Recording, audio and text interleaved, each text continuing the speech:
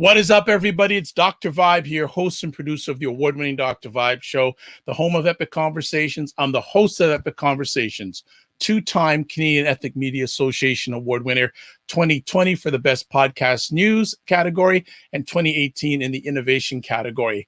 Also, once a month, I host the only online monthly conversation for fathers and dads that is sponsored by Dove Men Care, and also it's sponsored by Dad Central, Canada's national fatherhood organization. As always, I like to say you're blessed, highly favored, a magnet for miracles, and a solution for someone's problem. Remember, this is the home of Epic Conversations, and I'm the host of Epic Conversations.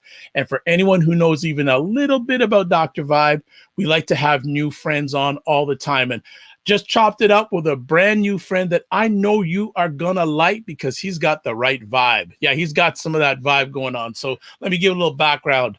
Gentleman's name is Ramon Ray. He's an in-demand global keynote speaker, entrepreneur, best-selling author, and event producer and host. He's the founder of Smart Hustle Media. I love that, Smart Hustle Media, which inspires and educates small business owners. He started 4 small companies and sold 2 of them.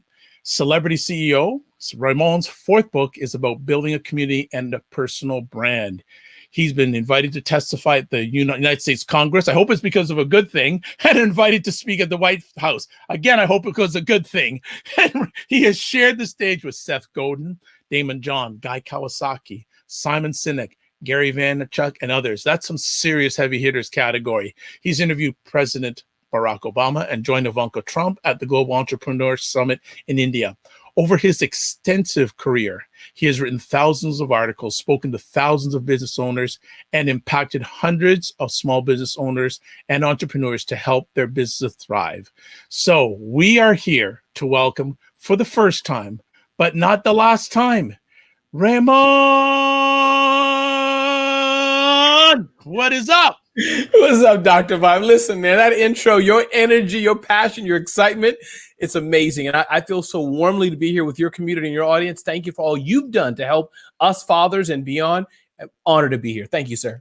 Well, it is an honor right back at you. And I am jacked about this. Like I was saying, is he going to come on with a bow tie and all and going, oh, I don't want to be underdressed. Like if you see the post promoting this conversation, the man is on point. He's on fly going, am I going to have to put on a tux or something to be in this conversation? But it's all good. Oh man, maybe next time, maybe for the next time I'll do that. Next time. I received that. No problem. Well, look, thank you for taking time out of your positive, productive schedule to share with myself and the worldwide audience.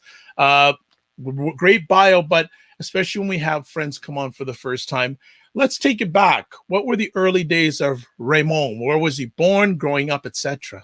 Sure. Yeah. I'm a Midwestern boy. So born in the Midwest of Ohio. So it wasn't quite country, but definitely growing up, being the only brown skin family in my neighborhood. So that's a data point right there. Yeah. And moved to the New York area some years ago. So I kind of grew up in Brooklyn, New York. And another fun fact, as you mentioned, I think you mentioned that I used to work at the United Nations. I didn't. Nothing in there. Okay. Yeah. Worked at the United Nations for a number of years until I got fired for my entrepreneurial ventures. They have different rules and regulations, and I didn't follow them. The bigger story than that, but to make it simple, which I can go into. And that kind of, while I was there, though, Dr. Vibe, I was there for many years. While I was there, that was around the time of the Mosaic web browser, Microsoft front page, leaving AOL and Prodigy. So whatever time period that would be. And then lo and behold, that was kind of where I discovered the internet. And fast forward, being online for over 20 years, over 25 years, today, like you, we serve a lot of our communities online. So that's the short story of who Ramon is today. Okay, so I'm going to be like a gold mine. I'm going to do some digging here. All right. Only brown skin family in the Midwest. Any memories of that?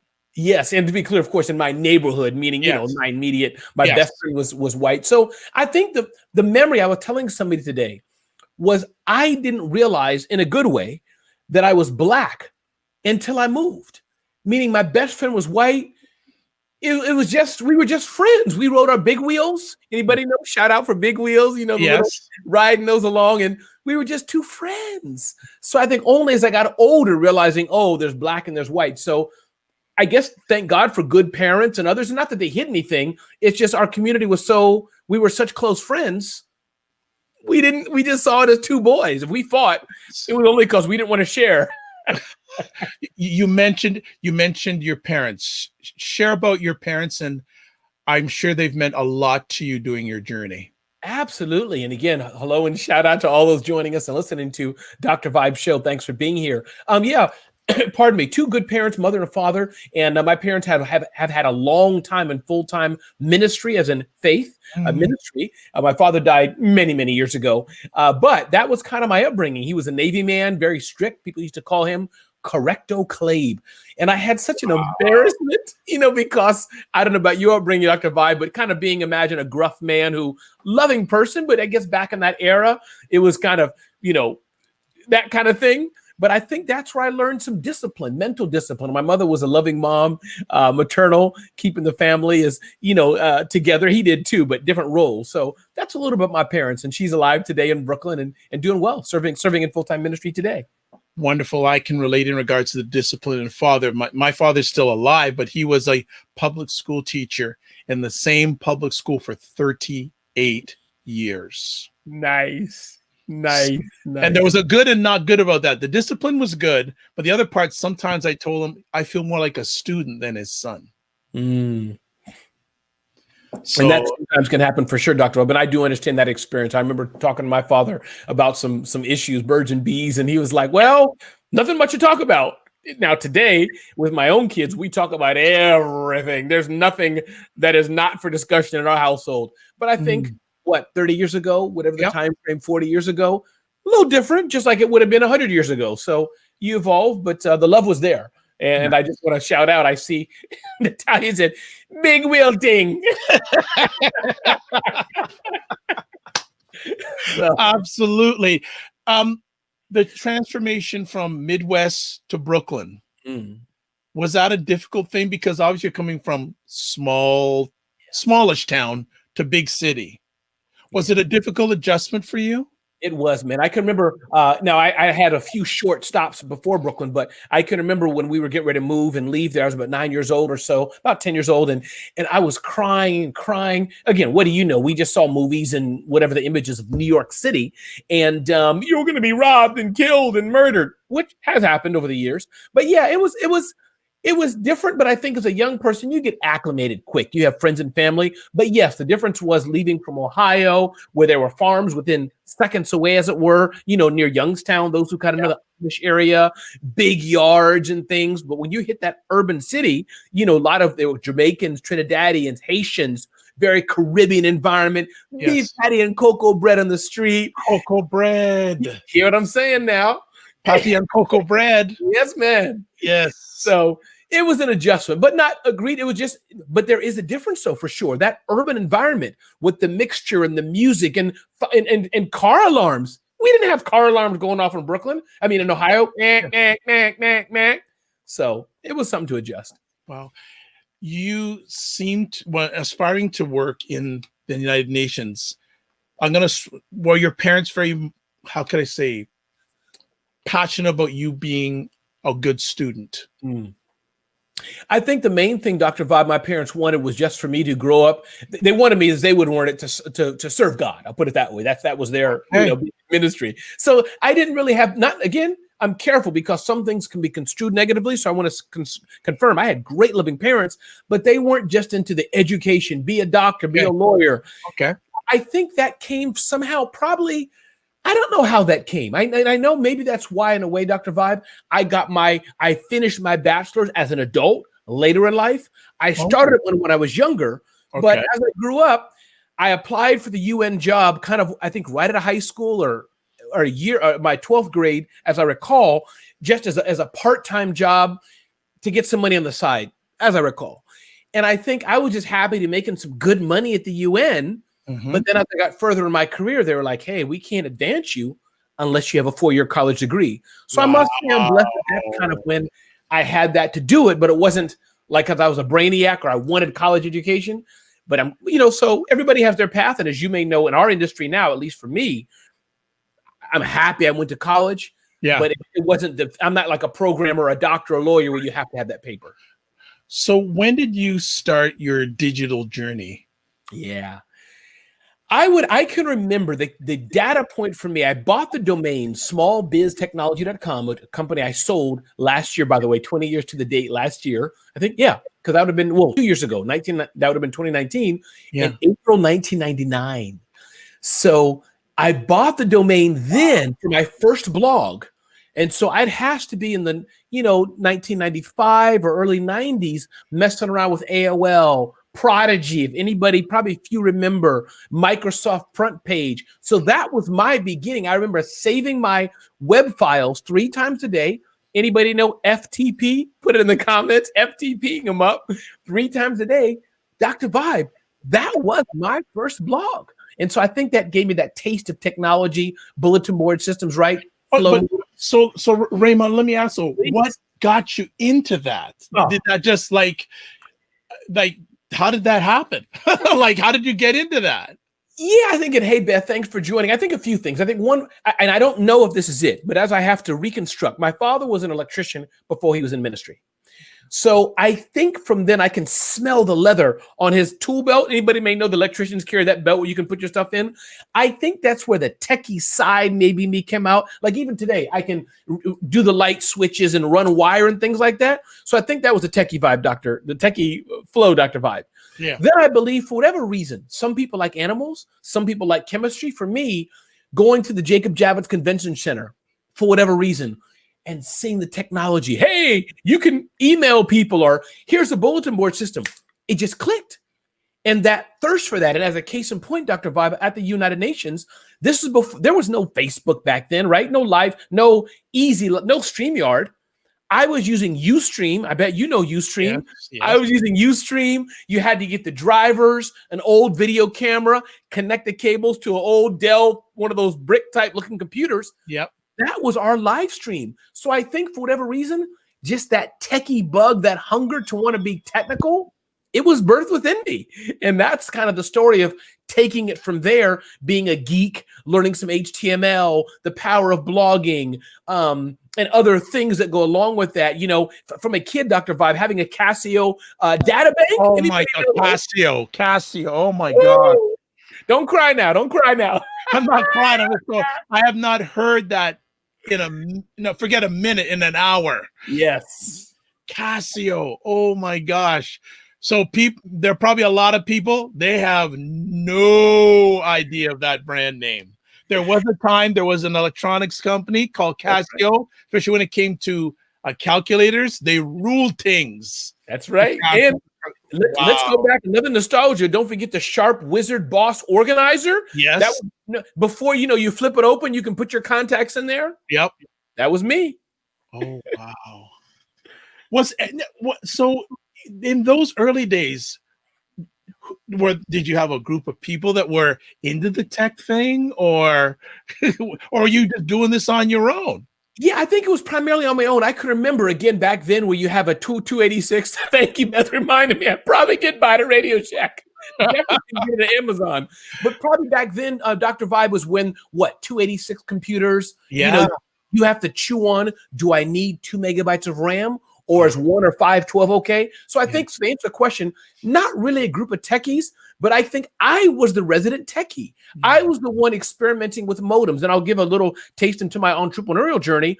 Around that time, while at the UN, I would wake up at 3 a.m. in the morning, and I had my first clients fixing their computers. Today, we probably proverbially throw out computers. But I remember back in the day, changing hard drives, right? Adding a CD-ROM to upgrade the computer. So that was kind of how I started with that tech journey. Pop question. Please. Do you still have a floppy disk around the house somewhere? Today, probably not. But I do have an external hard drive, but no, I don't think I have a floppy disk. But I do have a Palm Pilot. You're reading my alleged mind. I was thinking, what was that thing? Palm. And handspring visor, which I think was before that. Handspring visor. Oh my gosh. Yes, I have that. Man, you need to do a nostalgia show. Why don't we do it? We'll do it. We'll get out one night and show it. Bring out the Palm Pilot. Oh, and I'll bring the floppy disk. So early in your entrepreneur journey in tech, what was the first significant moment Yeah. in the journey? There was probably a few. And I think one was, and again, I don't remember the software, but again, a lot of this, and I must say, even though I left the UN and I can think of some negative things, a lot of my being able to experiment Dr. Vibe was in a small office I was at the UN that was right coming out of fax machines and, modem lines. We were right on the cusp of getting into email and websites. And I was there able to tinker and do it. So I think some moments remembering was, and again, don't laugh at me, those listening, mail merge. There was software installed on your computer, no MailChimp. Installed the software on your computer, imported your email list, hit a button, and however it connected to your ISP, pushed out the email. So that's one thing I can remember. Two, as I said before, of course, live streaming.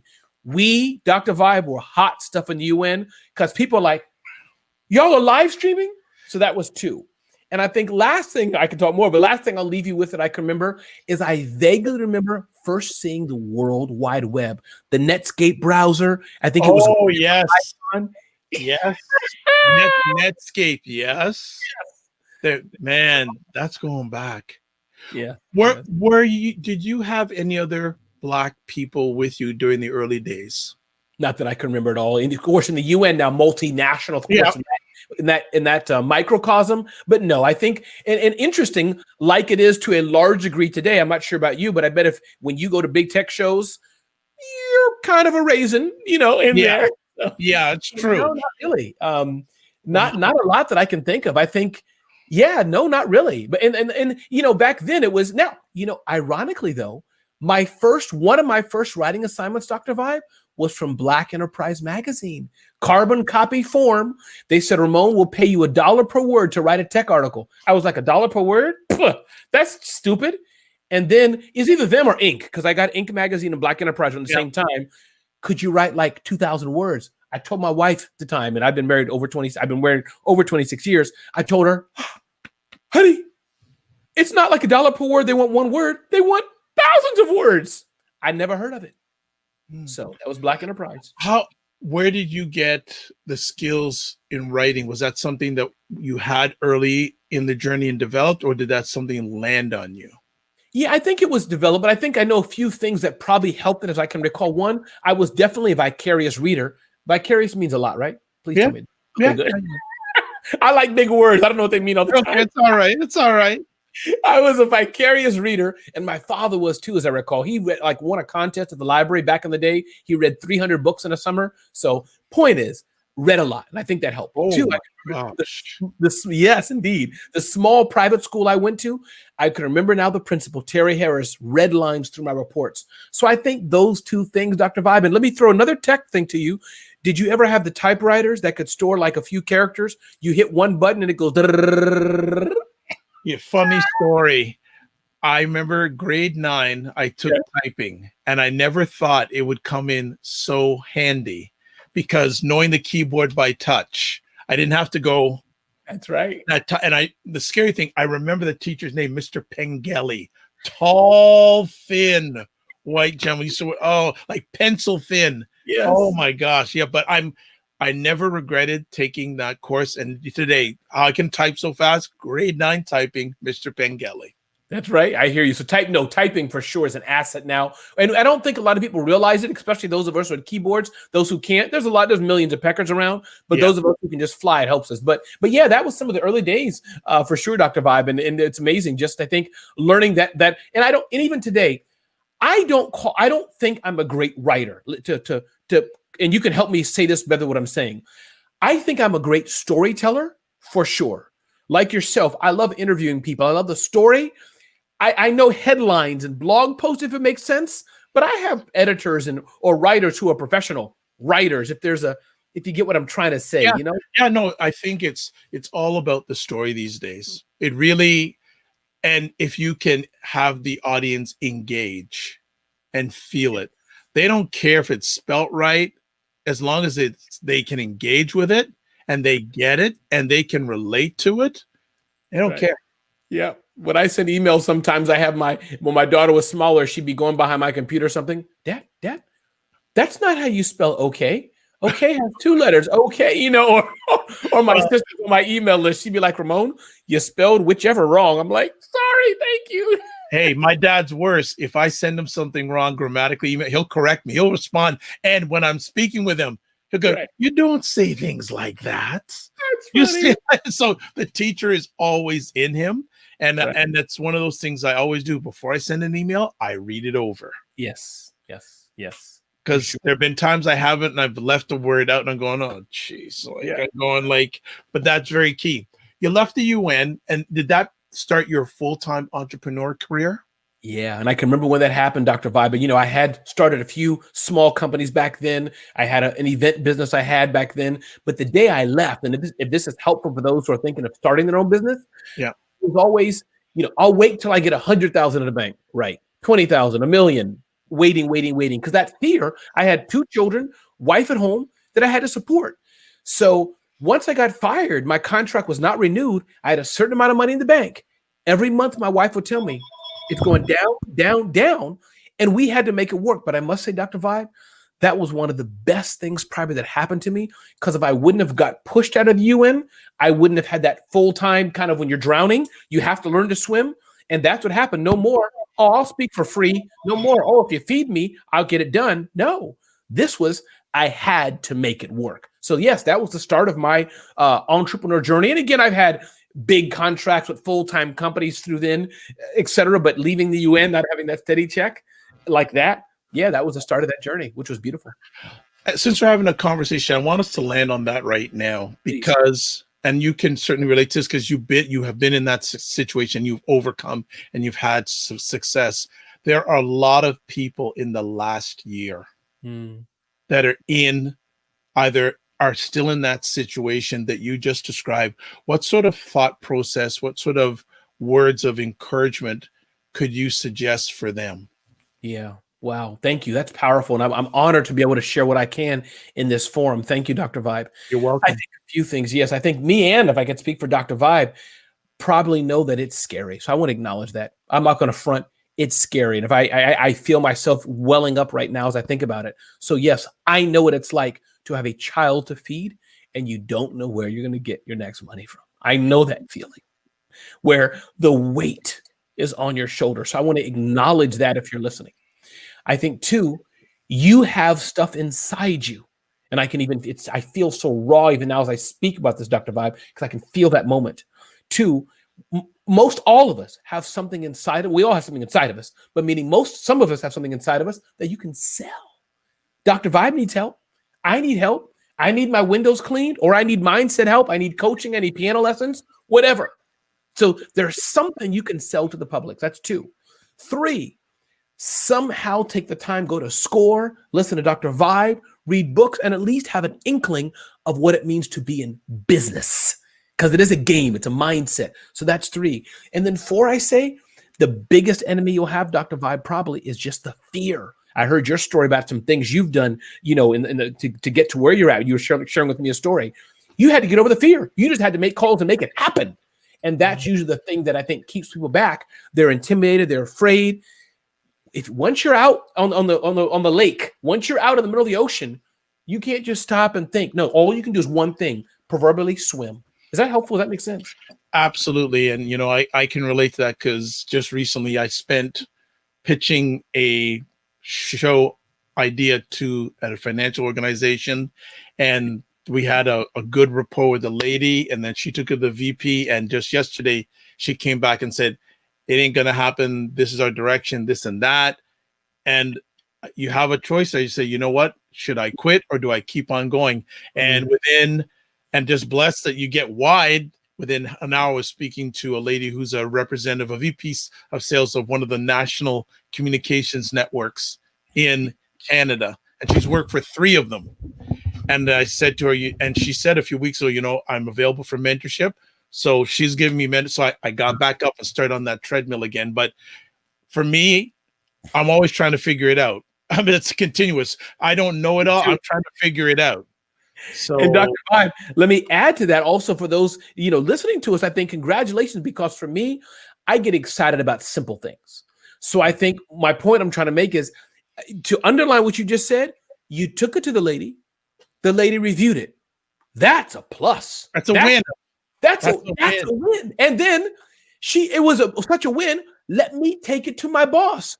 So this is just a matter of not if something's going to happen, it's when. You're already there. And we all know, any professional, if you're not getting a few no's, you're probably not trying hard enough. Yeah. Well, it's even funny because when we initially met with this lady, she didn't like the idea. She said it doesn't fit with the bank's message. But then she said, if you position it like this, I can take it to the marketing people. Yes. So that was a win there, because how many times you pitch something, the person says no, and they say, and that's it.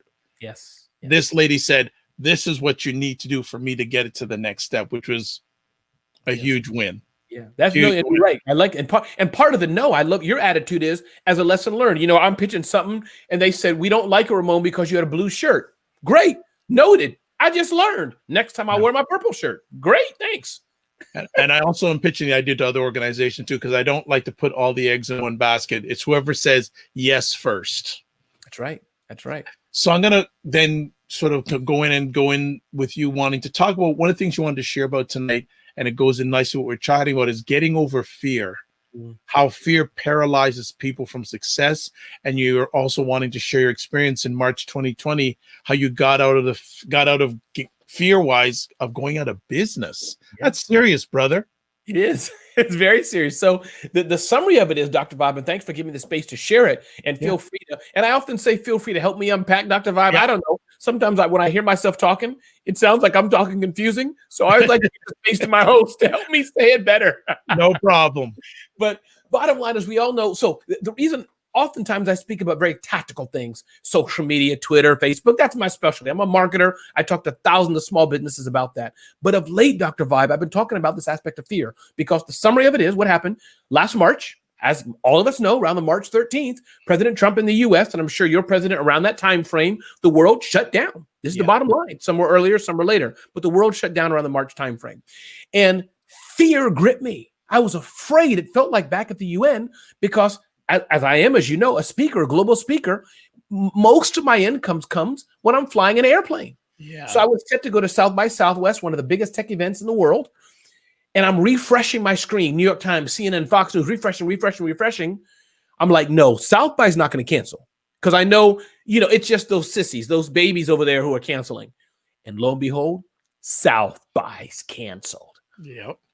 Oh, and then contracts started canceling. Big event. Wow. And that's where fear gripped me. I'm like, what am I going to do? And now I'll do anything. I'm thinking, okay, do I go to my church and get bread and food? Do I sweep, wash cars? No problem. I'll do anything to feed my family. But that was the fear, Dr. Vibe. In the summary of the lesson learned, I went to church that day, I prayed, and point I'm getting at, when I give God credit for the idea, but I had this idea to do a big event called Survive and Thrive Conference. Thinking, fast forward to today, thousands of people signed up for it. I sold big sponsorships, so you and I can wrap on that and help each other. But the point is, I just wanted to share that. I had the fear, didn't know what to do, but I was able to move forward. I didn't let it stop me and put me into a ball, and I went forward and made stuff happen. So that's what I wanted to share and just explain it to people, to give them hope, because we're not out of this yet. Other things will happen to us. What will we do? And thank you, Bertie Lynn. So, man, how long did it take for you emotionally, from the time you saw everything shutting down to saying, okay, I can do this. Yeah. I can win this game. Yeah. I didn't know I can do it until I started selling sponsorships, but I have some clear dates in mind. And because, dates are nice because dates don't lie, right? Nope. April 20th is when I had my Survive and Thrive Summit with thousands of people. March 13th was when the world collapsed and this fear gripped me. So I had whatever March 13th to April 20th is to sell big sponsorships, put it together, and get it done. And that's what happened. So the fear stayed with me maybe for a day or two or three. And I think if it's helpful, I'm not a psychologist or mindset expert, but I think the lesson learned from that, it's okay to have fear. Mm-hmm. It's natural. But I learned from a Navy SEAL, I heard this from somebody else. I forgot the gentleman's name. I want to attribute give the credit to him for saying it. But what the Navy SEAL said, see, fear is trying to grip us right now, Dr. Vibe. Right now, you can hear it calling. But what the Navy SEAL said was, it's not just we have fear, but it's what do you do with the fear? So I just wanted to add that as well. And so to answer your question, 2-3 days, I kind of was scared, running around the house, put my head down, what do I do? And then I had to, Ramon, let's get up with it. How did it feel? Tell me if you can remember the start of that conference last year. What was that feeling like? Dr. Vibe, I don't like to use the word, but I'll use it. It was magical, man. I remember it. It's just two things were helpful. And I know you know the same feeling. One, when I sold the sponsorships, I was just dialing, not cold calling. I was going to the relationships that I know already, who know, and we said this offline, who know, like, and trust me. So I went to the sponsors. Yep. And I gave them the idea. And guess the good thing? They were in panic mode too. Yeah. Nobody knew what to do. So I didn't ask them, but my intuition tells me they had an open plate. I brought them a solution that met their need right then, because they still had to make sales, right? They still had, what do we do with it? So I believe I came with them to a solution at the right time. So one, leverage my relationships. They already knew, like, and trust me. Two, I brought them a solution that they had a need. And so anyhow, to answer the question, so I felt great as I made that first sale or two. I knew things would start to be okay. And then two, man, I had like my computers around me. I do, like you, live streaming. I've done it for years. But this is the first time having a post-COVID big event. Wow. It was scary, but I did it. Wow. And do you remember when it ended, that feeling? I cried.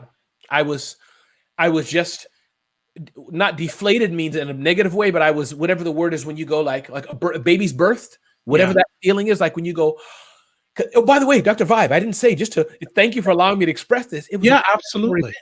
5-hour event. We went from 4, 5, 6, 7, we went from 4 to whatever 5 hours is, 4 to 9. 9, yeah. 5 hours live, no breaks, all live. I was seated right here. So afterwards, I just, and I even had wardrobe changes, 3 different wardrobes in this seat. Was there any bow ties? Oh, then it wasn't a real event. It can't be a real event if you weren't wearing a bow tie. Get out of here. Get out of here. No bow tie. No, because to me, one of the things I've learned through this journey is part of life is decisions and moments. So I'm glad you shared those moments at the beginning, like when you had to go into roll up my sleeve mode. Yes. In the mode where it's starting. And then at the end, I did it. Yeah. So whatever happens to you going forward and you have that slump of a day, you can reflect on that. Yes. That is that so you're a winner. Yes. That is so true. And I think part of that you're saying, Dr. Vibe, what I'm hearing you say as well, is that the aspect of you can't let perfection stop you. Now, thankfully, I have a great team to help me. Yes. Let's talk about that. Okay. Because I know that I'm a shoot first and then aim person, metaphorically. We all have our strengths. But I'm a visionary. I have a lot of ideas. But sometimes people, they're like, it's not ready yet. It's not ready yet. It's not ready yet. So they stop. But if you wait for the perfection, it's never going to happen, brother. It's never going to happen. No, I was talking to a young man this afternoon. I said to him, sometimes you got to jump off a cliff and grow your wings on the way down. That's right. You just got to grow them on the way down. That is a phenomenal story. And obviously, I'm not going to make an assumption. You're doing the conference again this year? I will be. And again, it's different scenario, right? Because the panic's over. Everybody's doing online events. So we'll see. But I think the lesson learned is, I have people who know, like, and trust me. As you have a community, I have a community, right? So we have our peeps. And two, you shake things up. You got to do things a little bit different, a little, change things here and there. And, but yes, I'm doing it again, 5-hour event, and we'll see what happens again, because it's going to be different. But there's so much stuff that I do, and I know you're the same. We just keep moving and providing value. Yeah. Maybe 1,000, 2,000 people won't show up this time. Maybe it'll be 5,000. Maybe it'll be 500. I'm still going to roll and do what I know I can do. Okay, good stuff. So let's transition talking about this world of social media. There's some app out there called Clubhouse. Clubhouse. For those people who don't know what Clubhouse is, actually, it's been around since last March. I did a little bit of research on it. It's a social app that is audio only. And I say in the last 4 or 5 months, especially, it has had exponential growth. Like when I got on this app, I think back in November, I heard there was like 500, 600,000 users. It's now over 1 million. Wow. And it's growing like wildfire. And the thing is, they have 1 million users and it's only iOS only right now. What gonna happen when it go to Android? Brother, I have no clue. It's gonna go insane. And the people listening, I think, here's my quick votes, but I'd love your feedback and feel free. Your pushback. Maybe I'm wrong. No. But okay. So I think every professional should get it and try it if you can. I think it's that big. It's worth it to try it and see if it's for you. I think two, there's two ways you can see it that I've seen and learning from others. There's rooms that have thousands and tens of thousands of people. Go there if you want. If you're a fanboy, fangirl of someone, listen a bit, sure. But I find the greater experience is the smaller rooms. Yes. 50 people, 20 people, 30 people. Yep. Because, hey, if you're just going to listen like it's a podcast, pick any room you want. But if you want to be able to be on the stage a bit, you want to be able to, show yourself and add value, the smaller rooms, you'll be noticed. And it's a slow way, but yes. And as Bertie Lynn said, you got to hurry up indeed, for sure. Yeah, it's as I was saying to Ramon before, I've already had my Clubhouse exhaustion already, because I was in some rooms, people been on for hours. I mean, hours. Yeah. And I'm just saying, no, I gotta eat. I gotta run my enterprise. Like, I don't got a team like a brother here, right? The team Not is yet. Right, yeah, exactly. Well, I have a co-op student now, so I'm on my way. But I'm saying that it's good, but know what you're there for. Yes. And once you get what you want, get out of the way. And if the people are sharing knowledge, make sure they have a evaluated experience. Do a check with them on other platforms. That's right. There's a lot of people out there. But for a communication tool, it's fantastic. I think, well, my mentor, Mario Armstrong, has said this is it's like LinkedIn on steroids. Yes.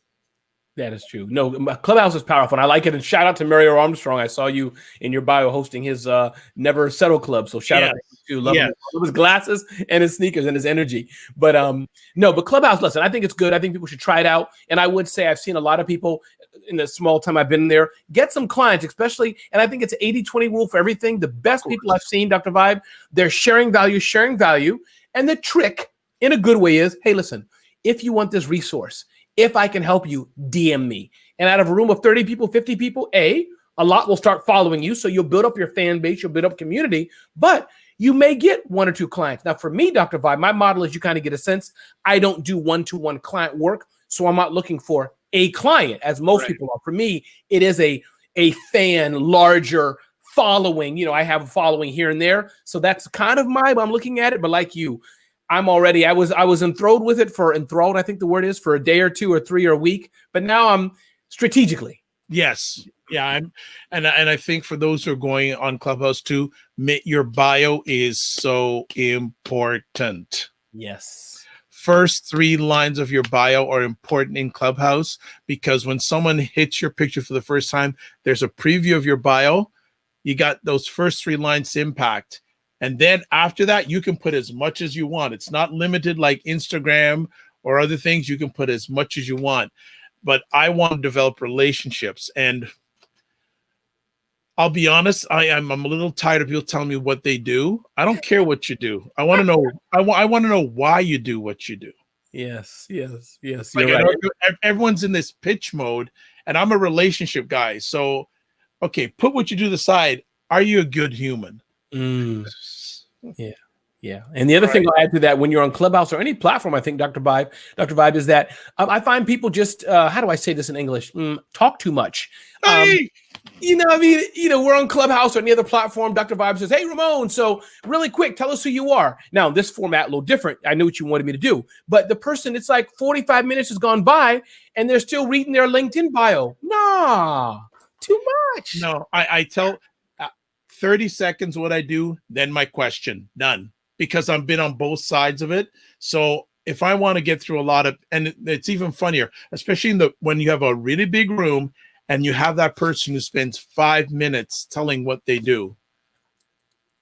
Yeah, like I don't know. I don't got time.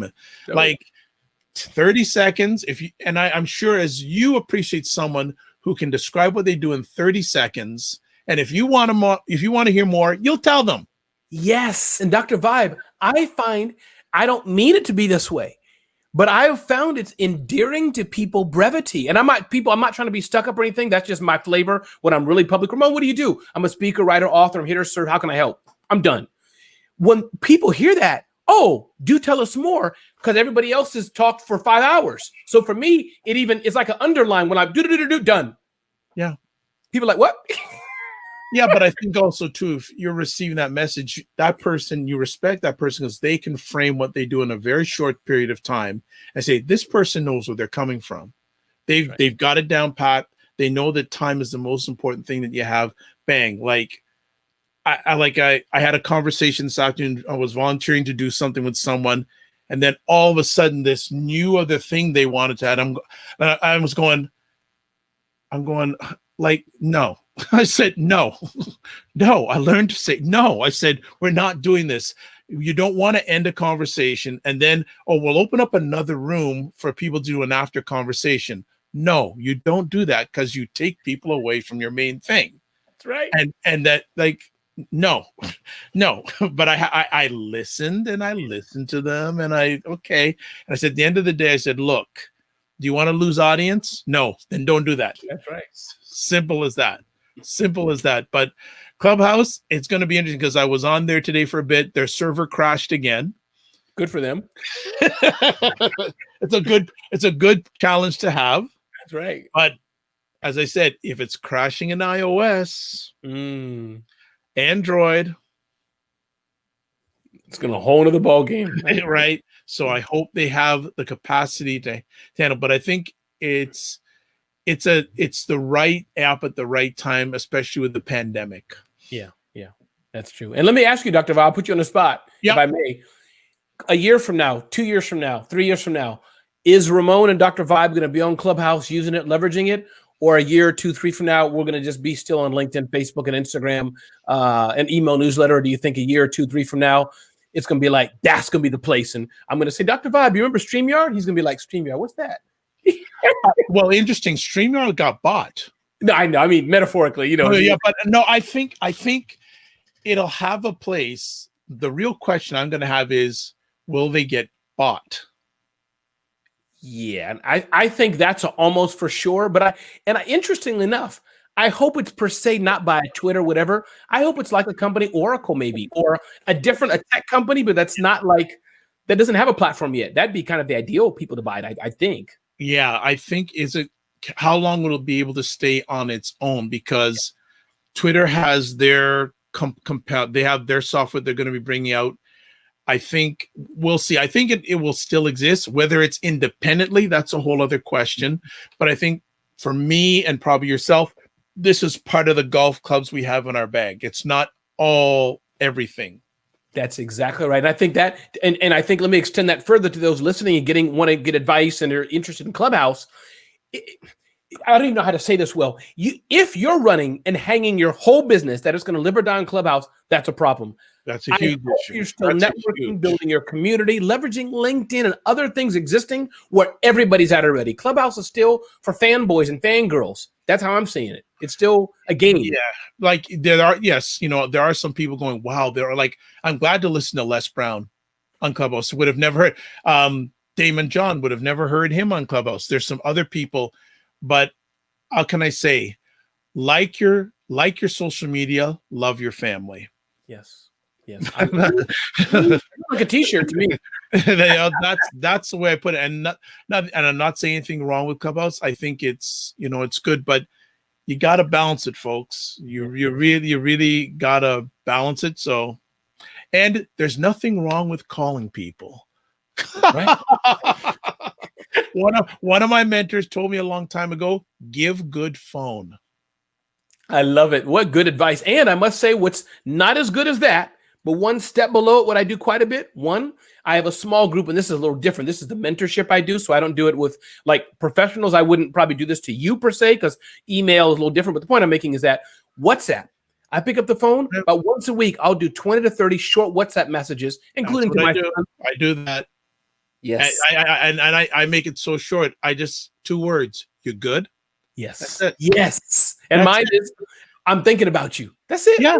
That's it. Simple as that. Like, because we are in a relationship world, not just business, a relationship world. And especially now, people want people to care about them even more so now. Yeah. And the other hack, the other tip similar to that is Facebook birthday messages. I don't have time to do it for all. Facebook tells who our birthdays are. Yes. And I use Facebook to say happy birthday, sing or something like that as well. Excellent. No, I agree with that. Like, it's the personal side. Like all the emails I've sent to you, I start with, how are you? How's your family? Is everyone safe? Yes. Forget the business stuff, because if you're not good, the business part ain't gonna be good. That's right. That's just me. Like, if people can do other way, but and also how can I put, follow up and follow through. It's important. Yeah. And if people don't get it, if people don't follow up with you, how do you feel? Yeah, it's good. Hey, you know what? I use the Gmail email app. I think one of the best things they have is, I don't know if it's on all platforms, but when you send an email, if I send an email to Dr. Vibe, I think it's 5 days later, 2 days. Yes, it reminds you. Oh, that has saved my butt so much. Boomerang. That's the app. Boomerang. But Boomerang. But I think, I don't know if Google does it automatically too. If it isn't, it comes back in 5 days. Yes. If they know it, so that's a great app in Gmail. That is like wonderful. Well, we're running out of time quickly here, so we're going to spend the last bit about community. Yes. Why is community important in business? Yeah, man. We touched on a lot of it today, Dr. Vibe, and you show that so well. But here's the succinct reason why community is important. One, I'm a firm believer in asking for a smile before you ask for a sale. Two, I love that. Thank you. Two, I'd rather, instead of having 5 sales, which are here and there, I'd rather have 50 people following me that I can convert over time to a sale. So the community is the long game. The direct sale is the short game. But that's why community, I'd rather have fans and followers than to have direct sales. That's nice. That is nice. Is it tougher, you think, today, or easier to build a community? There's a lot of noise, Dr. Vibe. Everybody's on a platform, right? We all, you, me, and 10 of our closest friends, all doing podcasts and shows. So I think in a way it is tougher, but that means we just have to be better at providing more value and showing our unique difference. I think, so it's tougher, but I think it's not the only way to go. You can buy ads, rely on word of mouth, do direct sales. All those could work depending on your business. But for me, I'll say it again, I'd rather just smile, show my value, get people to like me, and I'll sell later on. Wow. I'm going to slip this one in before we get fatherhood. How important is it to you in your journey? Yeah, this is, man, I hope you have another hour for this, but here's the deal. Part 2. We'll do a part 2. Don't worry. We'll do it. I do things. I have things I have an alleged mind. I like that. So that's another part. But fatherhood. Okay, let me phrase it this way. What would your message be to fathers at this time? Yes, in history? I got you for sure, and I still will touch on what initially was going to come out of my mouth. What I was going to say is just that growing up as a father, meaning fathering my children, I was a good father, great father. My wife tells I'm blessed that I was, but I didn't see how important it was. Only now, I'm almost 50, I have 2 adult kids. Am I looking back? And I'm so grateful because my son, who's in another country right now, I haven't seen him for almost a year. Wow. I have an adult daughter who lives in my house. I have a book right here. Prayers for Daughters. My point is that only now am I seeing how important it was planting those seeds. So the brief point of it is, it's important. Those listening, if you have small kids, keep doing what you're doing through the tears and the crying, because your kids need that, fathers. They need you. Wow. How challenging is it not seeing your son for a year?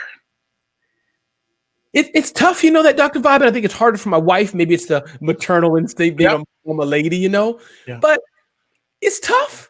But we talk a lot. We do video, and I think in a way we may be drawing closer together because he's one of us. He's a digital marketer. He's our peeps. Yeah. So we rap, we do stuff. He's a mindset coach. His business is growing. It's tough, but I think in a way, Dr. Vibe, it's a weird way, but I like tough situations for some reason. Like my daughter will tease me, yeah, Dad, we know you walked 2 miles in a hurricane, which I've done. I just did it because I know people that have had to do it, brother. Yeah. Growing up in Brooklyn, I know single moms, single fathers. You don't have bus money. You still have to get to work or you'll be fired that day. Yep. So to me, once in a while, I've done it over the years. I told my wife, honey, you guys drive home after church or something, I'll take the bus. She's like, Ramon, really? It's freezing. I'm like, I know, but today I just want to feel that cold because I see people in a line. So that makes sense, kind of. That's absolutely. You acknowledge and recognize the people who came before you to get you where you are. Yes. That's huge. What is the future looking like for you professionally and also personally? Thank you for asking. Yeah, I think professionally it's two things. I think one, I'm always looking how to scale, how to grow the right way. So I'm Smart Hustle has had some success, but I'm always thinking what needs to be here, what needs to change, and I don't have the answer all the time. I'm just always figuring things out. So if that makes sense, I'm blessed to have some level of success, but I'm always looking how to fine tune things. For example, should I hire a salesperson or not? As an example, revenue generation. Yeah. That's one. And I think personally, really, I think I don't want to in the show on a morbid note, but I'm very aware of my mortality and I'm healthy, but I know my clock is ticking. Yep. So I'm thinking, how can I serve people more? And this is not corny. When I wake up, I have my professional life, but I'm thinking, how can I mentor more people? How can I serve more young boys? How can me and my wife talk to more couples in their young stage of marriage? Yeah. That's what I think about. I'll give you a story of encouragement that happened to me last year. It was one of the great stories of 2020. As I said, my father is 83 years old. Mm. And last summer, I had the opportunity to take him to his best friend's 85th birthday party. End of the night comes, and they asked if anyone wanted to make any speeches. So, of course, my dad being a Jamaican and a school teacher for 38 years, he's up first. Woo! Right? So he said two things that rocked me. He said, first of all, he said to everyone, I've known this man longer than anybody here, even his wife. Mm. And then he said, he's been my best friend for 70 years. Wow, that's powerful, man. And that's over 3 countries. Powerful. So when I heard that and seen that live, and it still hits me emotionally, 70 years, I don't know if I'm going to live till 70. Right. So I give that encouragement to all of us that are watching this live on the replay, that especially during these times, hold on to the people tight. And even the people you don't know, just say hello to them. Yes. How you doing? You good? Because a lot of times that will just change a person's life. Even if it's for 30 seconds, if they see light, it gives them a reason to continue to look for light. Wow. Just a thought. That's a powerful message, man. Thank you for sharing that, Dr. Vibe. That's just me. So I know you got things to do. I always like to say thank you for taking the time to share with us. And you have to have a part 2 coming. Unfortunately, or fortunately, yes, fortunately, yes. And I'm putting on the screen how people can get a hold of Ramon. There's his website address. That's him on Twitter. Thank you, Dr. Vibe. And that's him on the gram. That's right. So that is everything. Any other messages you'd like to share with our audience before we call it an evening? I think just to repeat and say, don't let perfection stop you. Life is short. Make the most of it. If you haven't apologized to somebody in your life, haven't made amends, do so. It's rough, but don't hold that bitterness in. And Dr. Vibe, I honestly love your vibe, how you do things. And I think I found a new friend thanks to our mutual I'm willing to serve you. Once we go off air, I'm going to just say to her, how can I serve you? That's what I tell the people. I don't tell people anymore, how can I help you? I say, how can I serve you? And people go, wow, Yeah. that's different. Yeah, I'm here to serve. So Thank I'm looking. So get ready. You'll see these two characters somewhere on your screen in the near future, maybe personally, maybe professionally, but it's going to happen again. All right. So I am Dr. Vibe. I am the host and producer of the award-winning Dr. Vibe Show, the home of Epic Conversations. I'm the host of Epic Conversations 2020 Podcast News Award winner and 2018 Innovation Award winner given out by the Canadian Ethnic Media Association. Also, I'd like to say that I host the only online show conversation for dads and fathers in the world that is sponsored by Dove Men Care. It's also co-sponsored by Dad Central Canada's National Fatherhood Organization. As always, I'd like to thank everyone who watched this live or has watched this on the replay. I'd like to say shout out to Bertie Lynn. Thank you so much. And of course, a special, Natalia too, but a special thank you to Beth Silver Pilchuk, who made this conversation happen. Beth, thank you so much for reaching out and we having a great conversation and bringing Ramon into my world. I'm truly grateful for that. I always end off my conversations like this. Live your life as a dream. If you can dream it, you can make it. Sometimes you have to get smaller to get stronger. Block assumptions. Aim bigger, aim better, aim higher, aim wider. Love, faith, and respect. And especially during these days, remember to give yourself grace. God bless, peace be well, and keep the faith. Goodbye, everybody.